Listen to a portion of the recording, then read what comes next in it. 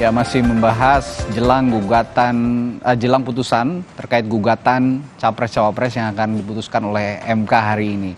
Tadi Bu Francine dari PSI akan menanggapi dari pernyataan Bung Ferry Amsari. Silakan Bu Francine, ada yang ingin ditanggapi?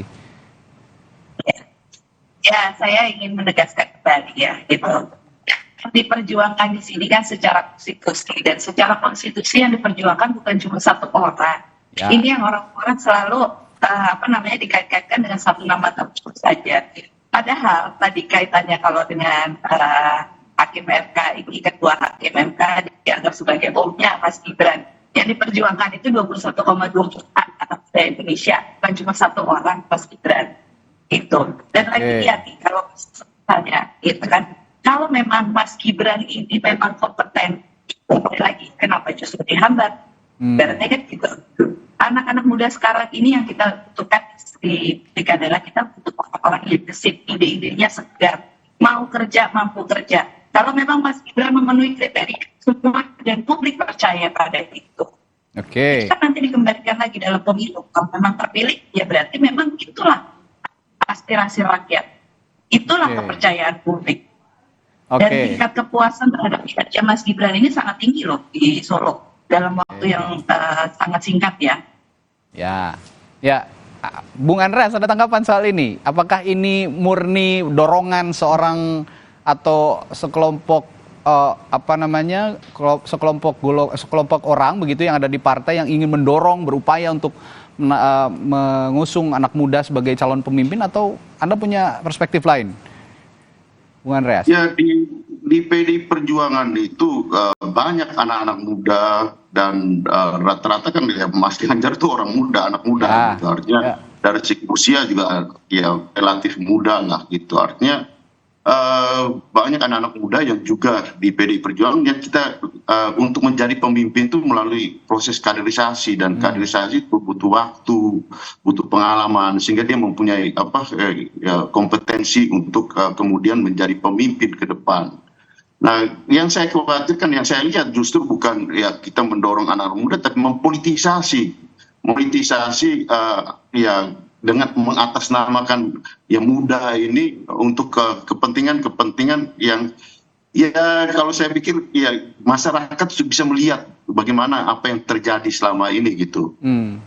Dan saya kira apa yang disampaikan oleh Bung Ferry tadi itu juga dirasakan oleh masyarakat. Saya ini sekarang di dapil di daerah, dan juga banyak mendengar, banyak melihat, berdiskusi dengan masyarakat. Ya orang melihat apa ya, maaf ya kalau saya gunakan kata muak dengan perilaku politik elit-elit kita yang kemudian termasuk ya dalam hal keputusan MK ini yang cenderung ya salah satu faktornya adalah mempolitisasi, memanfaatkan ya orang muda untuk kepentingan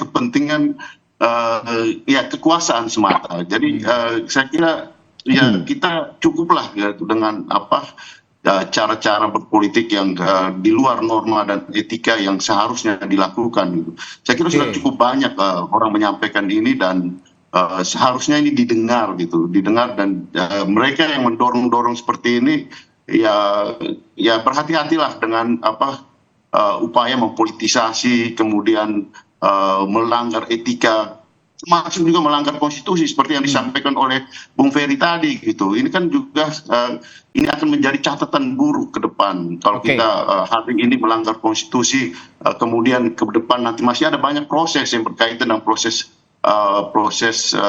pilpres, pileg, dan itu ada keterkaitannya dengan Mahkamah Konstitusi nanti. Iya, seperti yang saya singgung tadi juga, masalahnya bukan hanya batas usia capres-cawapres saja yang digugat saat ini.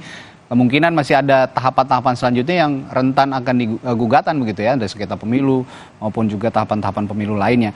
Bu Francine, saya ingin minta tanggapan Anda juga. Tadi Bung Andreas mengatakan yang dilakukan harusnya kaderisasi pemuda begitu, bukan politisasi pemuda. Respons Anda soal ini?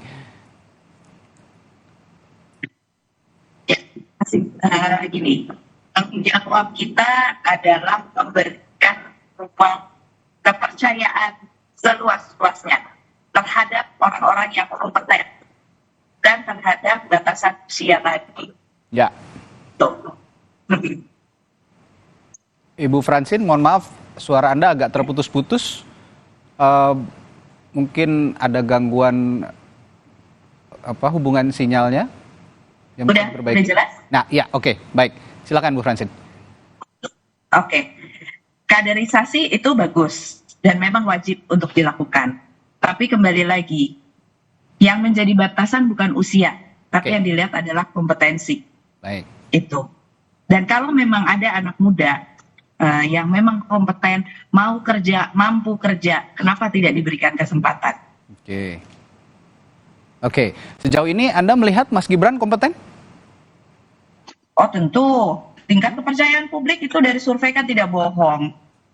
Meskipun Bisa dilihat tingkat kepuasannya tinggi sekali. Oke, 2 tahun memimpin Solo begitu dan memang memuaskan. Tapi iya, 2 tahun memimpin Solo ini apakah disebut memuaskan dan kompeten menurut Anda karena jejak-jejak karir politisi muda yang kita sebut politisi muda dan saya sudah contohkan tadi itu punya track record yang panjang begitu Bu Francine? Tadi seperti yang saya singgung, tidak pernah ada yang memiliki pengalaman menjadi kepala negara kalau tidak diberikan kepercayaan. Oke. Jarang kan? Dia harus menjadi presiden dulu untuk bisa dipilih presiden berikutnya. Sama tadi dengan kepala daerah gitu. Makanya kita juga konsisten. Kita ini bukan yang pertama kali ya PSI memperjuangkan uji material serupa ini. Kita di 2019 juga memperjuangkan hak konstitusi anak muda terkait dengan syarat usia minimal kepala daerah gitu. Kami percaya bahwa usia muda itu bukan halangan untuk bisa memimpin. Oke. Asal diberikan kepercayaan tadi. Iya, Bung Andreas sudah senyum-senyum. Ada respon soal ini Bung Andreas? Nah itulah yang saya sampaikan tadi gitu. Ya jadi ada kontradiksi inter minus. Jadi menyampaikan sesuatu yang bertentangan dengan fakta yang ada gitu. Jadi itu yang saya katakan di satu pihak kita ingin mengkaderisasi untuk kemudian melakukan proses kaderisasi yang benar sehingga kemudian melahirkan pemimpin yang kompeten, tapi di pihak yang lain kita lebih mengedepankan aspek mudanya gitu. Saya kira bukan itu persoalannya gitu. Persoalan yang utama itu adalah kompetensi dan ya kan kita kalau soal kompetensi ya fakta kan ya di situ kan kita bisa ada ukurannya gitu. Sehingga yang saya khawatirkan dan saya kira semua orang bisa melihat lah gitu. Sini bagaimana justru yang istilah saya itu tadi mempolitisasi muda itu untuk kepentingan politik gitu. Buatlah kaderisasi lah di partai sendiri gitu untuk kemudian melahirkan orang-orang yang mempunyai kompeten daripada ini tarik sana tarik sini kemudian itu dijadikan alat untuk kepentingan kekuasaan. Oke, jadi ada dorongan politik Anda melihat itu ya, Bung Andreas? Ada dorongan politik terhadap proses ini? Itu kan yang terjadi sekarang dan masyarakat di bawah muak melihat seperti itu gitu dan ini yang saya kira hal yang menjadi kasat mata di depan publik gitu. Kalau mau ini buatlah kaderisasi di partaimu dan kemudian sehingga kemudian melahirkan orang-orang muda. Nah, memperjuangkan ini masuklah di dalam parlemen sehingga seperti yang tadi disampaikan oleh Bung Ferry. Nah, ini kan hal yang berkaitan dengan open legal policy tadi gitu yang seharusnya diputuskan di parlemen untuk merubah hal-hal seperti ini gitu. Jadi ada prosedur-prosedur yang harus kita lalui secara konstitusional juga gitu. Jadi jangan kita menabrak sana menabrak sini hanya untuk satu istilah mendorong orang muda gitu. Dan itu yang saya katakan tadi, ini politisasi orang muda karena kita tahu bahwa generasi muda ini merupakan jumlah pemilih yang terbesar gitu di Republik ini sekarang. Dan jangan sampai kita terjebak di dalam politisasi seperti ini yang kemudian merugikan kita sebagai bangsa dan negara. Ya, lebih dari setengah populasi pemilih begitu ya, di pemilu presiden pemilu di 2024 ini anak muda dan sekarang didorong anak muda, tapi menurut Bung Andreas tadi yang didorong ini juga banyak dorongan-dorongan politik juga di belakangnya. Tapi saya ingin menanyakan ke Bung Ferry. Bung Ferry begini, jika memang ini di luar konteks ada ada isu bahwa Gibran Rakabuming Raka didorong menjadi calon wakil presiden begitu. Terlepas dari itu semua, hilangkan dulu stigma-stigma seperti itu. Tapi soal konteksnya usia calon pemimpin lebih muda lagi, 35 tahun yang saat ini juga digugat oleh beberapa elemen begitu. Anda melihat ini sehat untuk demokrasi? Usia calon presiden dan calon wakil presiden ini diturunkan lagi jadi 35 tahun. Jadi begini Mas Randi, Ya, bahwa soal usia itu tentu ada pertimbangan politis di dalam pembentukan undang-undang. oke. Ya, apakah usia diturunkan? Bisa jadi, misalnya usulan setaranya usia dengan usia pemilih. Tidak ada soal. Persoalannya ini adalah ini mau diubah di tengah jalan 3 hari lagi mau pendaftaran. Tidak ada satupun konsep pemilu yang baik di muka bumi ini yang negaranya demokratis. Peraturan main itu diubah di tengah jalan. Kalau ada peraturan diubah di tengah jalan, sudah pasti syarat kepentingan. Kan teman-teman PSI ini melogikakan satu hal, padahal banyak hal lain yang perlu diungkapkan. Misalnya tadi soal alasan ini tidak hanya Mas Gibran, jadi tidak harus Ketua MK mundur. PSI lupa menjelaskan ke publik bahwa PSI sekarang diketuai oleh keponakan juga oleh Ketua MK. Nah, kalau disingkirkan Mas Gibrannya, tetap ada konflik kepentingan dengan partai yang mengajukan permohonan, begitu ya. Dan harus diingat baik-baik ya, bahwa orang tidak takut dengan Mas Gibrannya. Ya. Tadi kan dilogikakan, kalau Mas Gibran kompeten kenapa takut? Maju saja, kita lihat publik suka atau tidak. Bukan itu konteksnya. Kita itu khawatir ada dinasti politik yang kebetulan bapaknya adalah king of the state ya. Jadi rajanya, para raja itu, raja yang meskipun dibatasi konstitusi punya powerful yang luar biasa. Badan intelijen di bawah dia, tentara di bawah dia, polisi di bawah dia. Ini pertarungan sudah tidak fair kalau selalu memberikan karpet merah kepada keluarga-keluarga istana. Di sana kekhawatiran publik. Takut dengan Mas Gibrannya pasti tidak itu. Tapi mari kita fair. Kalau ini betul-betul partai demokrasi, partainya anak muda, mari dilakukan bertahap. Di mana-mana semua ada tahapannya, ada mekanisme regenerasi kadernya. Nah, mana ada di partai-partai yang baik ya, baru 3 hari jadi anggota langsung jadi ketua. Nah, ini kan sudah menunjukkan arah sikap partai dalam demokrasi yang menurut saya sangat tidak sehat begitu ya. Dan ini harus disadari betul oleh PSI. Orang akan melihat PSI hanya partai yang digerakkan, bukan partai yang menggerakkan. Bu Francine, ini harus ditanggapi sepertinya. Publik khawatirnya bukan karena apapun, tapi karena dikhawatirkan akan ada dinasti politik begitu dengan ada proses seperti ini. Nah, saya juga ingat betul bahwa PSI ketika berdiri itu sangat menentang adanya dinasti politik. Respons Anda soal ini? Sampai sekarang juga kami masih menentang dinasti politik. Dinasti politik itu apa sih? Gitu. Kalau penunjukan langsung kita bisa bilang itu dinasti politik. Tapi kembali lagi kan, track recordnya ini semua melalui pemilu. Pak Jokowi dipilih oleh pemilu. Ketua PSI penunjukan langsung loh, Mbak. Ya, bentar, Bung Ferry bentar dulu. Sudah ada demokrasi di internal kami. Ya, Bung Ferry silakan Bung Francine. Demokrasi di internal partai politik kami, gitu kan. Dan itu kan kebijakan internal partai kan. Melalui demokrasi di internal kami, gitu. Ya, tadi kembali lagi, kita kan lagi ngomongin ini dinasti kan. Pak Jokowi dipilih lewat pemilu. Mas Gibran dipilih pemilu juga kan, bukan penunjukan langsung loh. Itu tadi terkait dengan dinasti ya tadi. Tapi apakah proses-proses ini sehat untuk demokrasi mengingat ada keterkaitan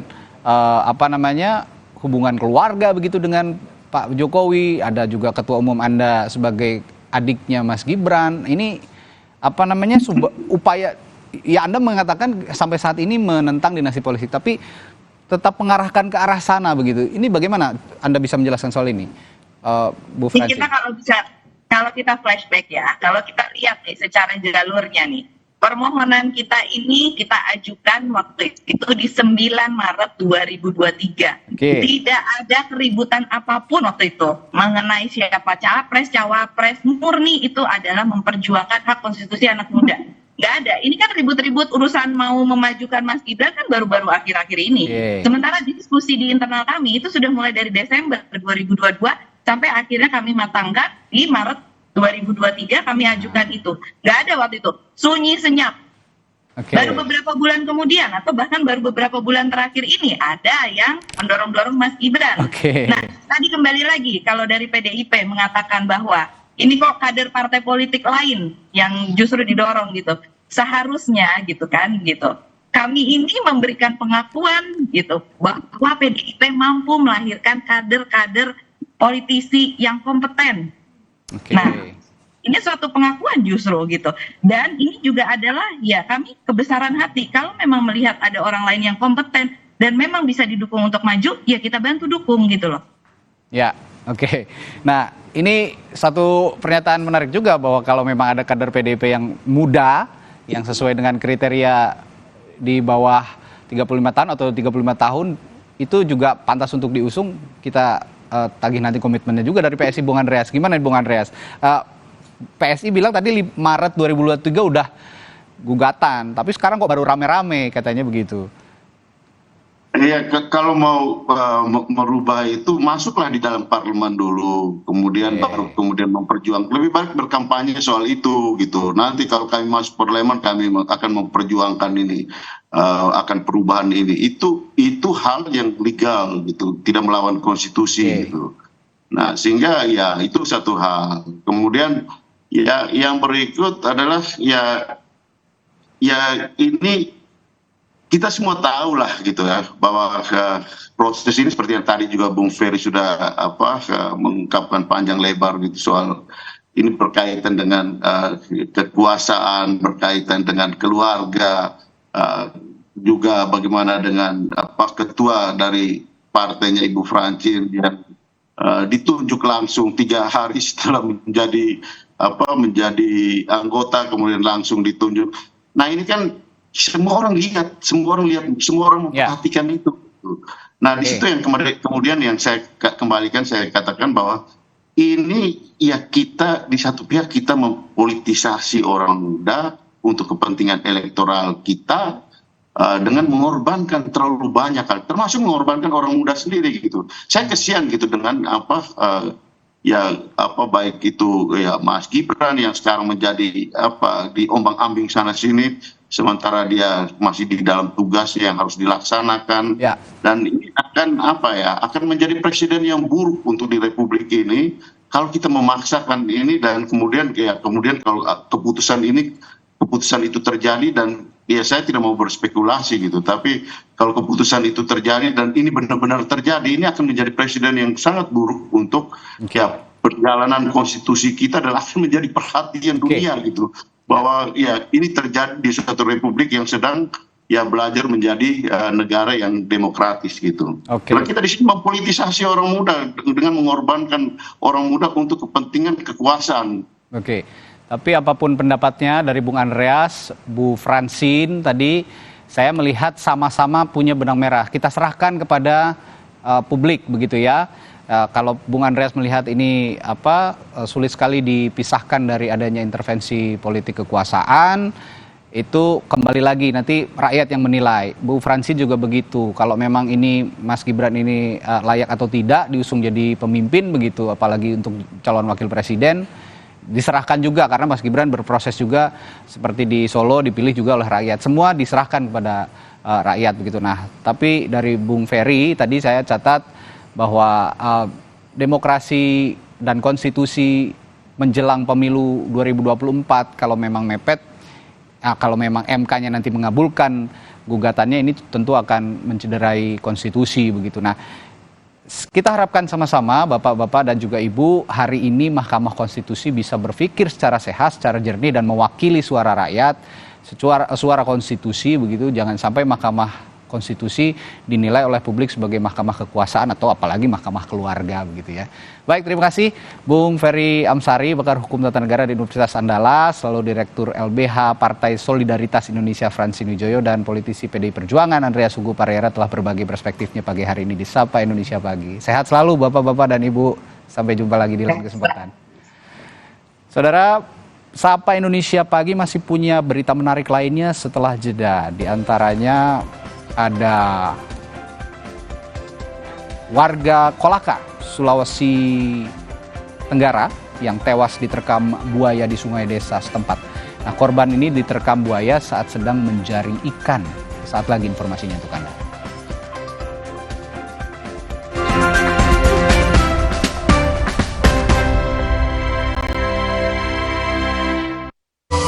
Siapkan diri untuk pencapaian luar biasa dan lewati batasmu.